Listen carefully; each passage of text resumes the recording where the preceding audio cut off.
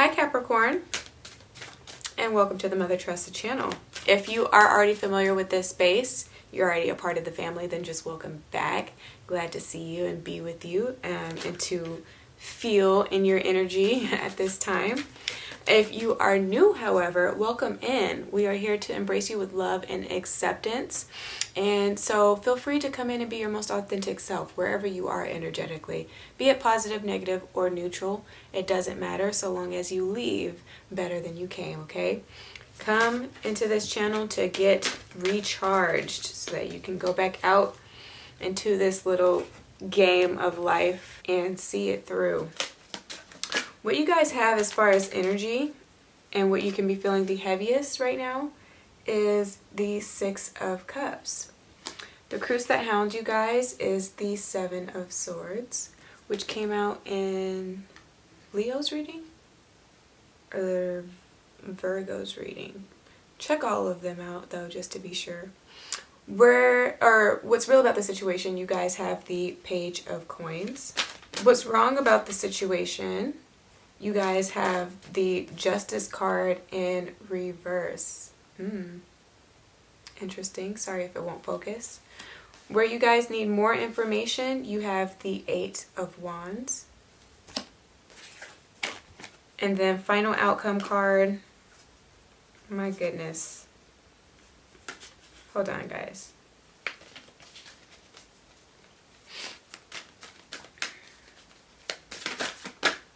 You guys have the High Priestess. Okay. Bottom of the deck is the Fool card. So what came through? For some reason, I feel compelled to tell you guys about what happened in Scorpio's reading. I'm going to only give you a synopsis though, so definitely go check out that whole video. But I was talking about what is to be expected as I perceive it, my truth, for the year 2020. There's been a lot of videos that have been surfacing lately that have been talking about the bridge that we are currently existing in and or walking on, and getting ready to cross over into this new dimension or paradigm or reality, okay? And so for a lot of people, all hell is going to break loose in this upcoming year, okay? When you think about the number 4, it vibrationally speaks to Cancer's house. The Chariot is one of the cards that's associated with the sign of Cancer. And in that card, depicted in Greek mythology, you get the story of Hades, who immediately upon laying eyes on Persephone fell in love with her. She was the daughter of Demeter. You know, they ruled like fertility, land, agriculture, if you will. They were the goddesses of like the crops and nature, Mother Nature, you know what I mean? And so he fell in love with the daughter and constructed or devised this plan to go and kidnap her and take her into the underworld, to have her be like his wife, you know, and to rule the underworld together. So for some people, it's going to be a lot of that pulling back energy and going into the depths of this subconscious and really having to sit with the root of a lot of issues and really having or wanting to go back and dabble in the past, you know, because you have the Six of Cups and then you have the Seven of Swords here. Swords energy always reminds me of the past and of history as like terms.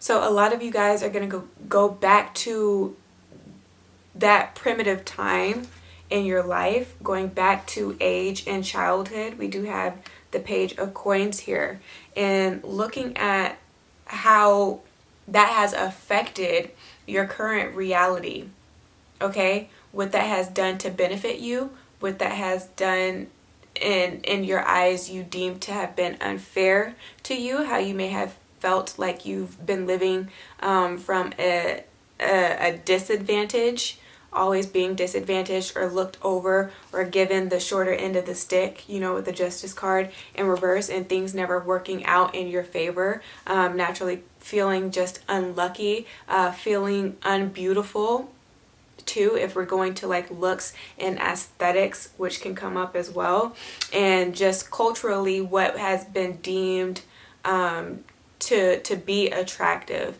and socially acceptable as far as behaviors are concerned. Because I feel like Capricorns naturally are just a little bit more frisky, a little bit more like Spitfire type of energy, and not everybody knows how to handle that type of personality trait. So it's going back to those things and really, again, diving into the depths and coming to befriend, I guess, if you will. What came to mind was a video I saw on Twitter of this indigenous family whose tradition is to take a relatively newborn child out into the cold, like during the first snowfall, if you will, and laying them in the snow. But the whole point of it all is that, we are one with nature and there is no need to fear it. You know what I'm saying? Instead, like, there are hardships to come in life, and it's understanding that, but being friends with the hardships, being friends with the cold, if you will. You're no stranger to that energy, okay? And how it manifests in your life in other ways, okay? So that's what's coming to mind. So you're like befriending the enemy that has been yourself, if you will. High Priestess is where you end up. Some of you guys are making like new associations in the mind and just in the ways that you perceive this reality. And so you're breaking through what you have held on so tightly to be your truth.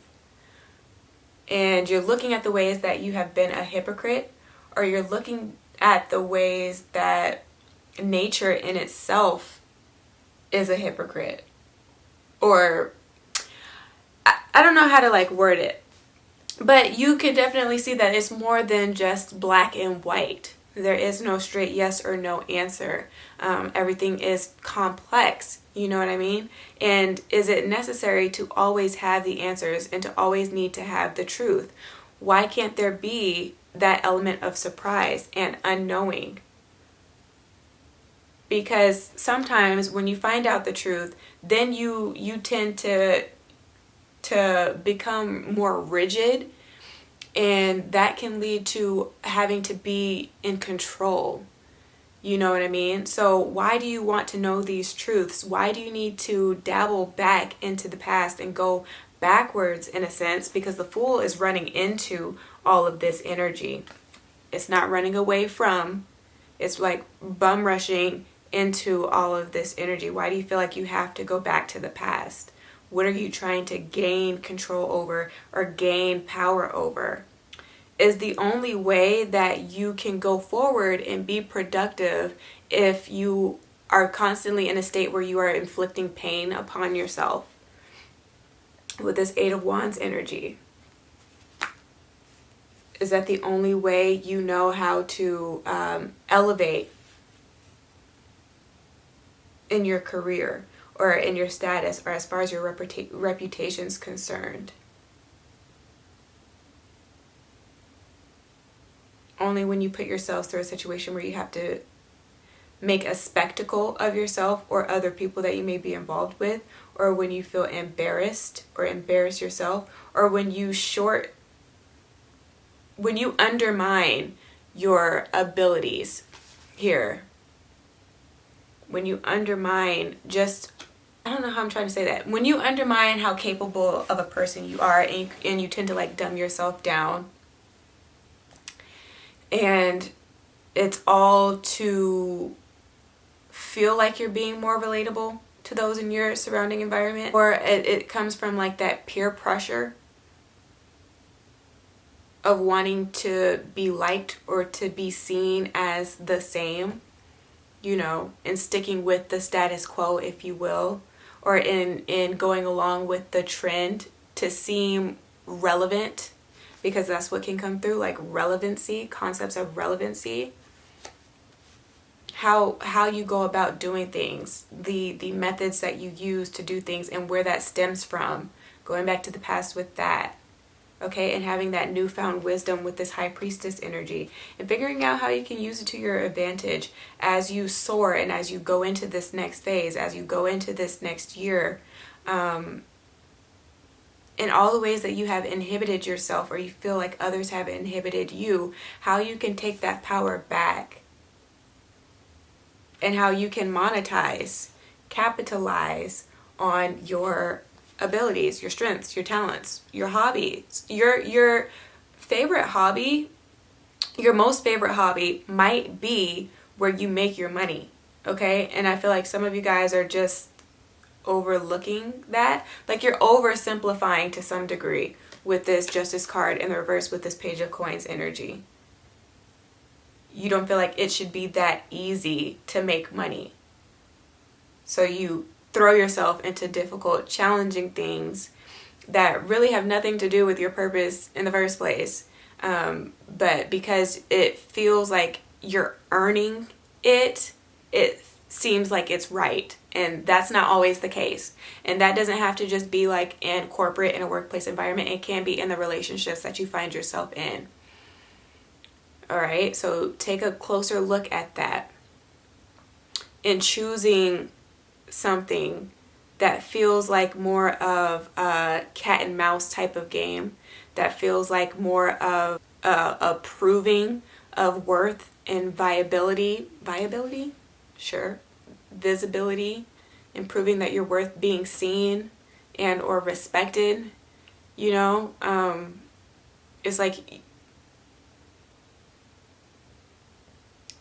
it's taking another look at that approach and how you've been doing that and how you can have put yourself in a position where you've been seen as more of a doormat, where people can like walk all over you and abuse you for your kindness, where you allow other people to like influence you. So you're needing to develop judge of character at this time, being a better judge of character. And as well, as we're going into this new season and all hell breaking loose, and then you come up from the depths, right? And you come out of that darkness, you have that newfound wisdom to never put yourself in a repetitive cycle such as what you've been in already. Or to put up with a lot of this energy where your own has been wasted. A lot has been learned. With this Page of Coins energy, you guys are very eager to learn. You're eager and you're able to retain a lot of the information that you will be observing at this time. And some of the experiences that you will be bearing witness to at this time. There's an eagerness there. And so you're going to be expanding in a lot of areas, or you're going to be thinking of how you can expand. All right? I would just say pay attention to your dreams. With this High Priestess card, this can be somebody coming in. This is somebody that's not afraid of the shadows. This can be you, Capricorn, you embodying this energy. You're no longer afraid of the shadows. You're no longer afraid of your depths. You're no longer afraid of the bad or negative aspects of who you are. Again, they do nothing but add texture. We are complex individuals. Sorry, guys, I have to like change my position. But yeah, this High Priestess, it can be you. Or it can be somebody that you have interest in. That's a powerful figure. Someone who can safely guide you through as well. Highly intuitive and just mystical altogether. Or the occult and mysticism is appealing to you at this time. Some latent abilities and gifts that you have that haven't been as pronounced in the past, you're starting to see come out more. I want to say kind of like coming through the pores, but like it's seeping out of you in different ways. And so you're going to be doing some research and learning more about these gifts that you have and how you can like groom them to work to your advantage. So that's what I'm seeing, okay? If this reading resonated, give me a thumbs up, share this with your friends and family, subscribe if you haven't, and book with me should you need it. But if I don't hear from you, then do just take care of yourself and soul until you hear from me again. Ciao.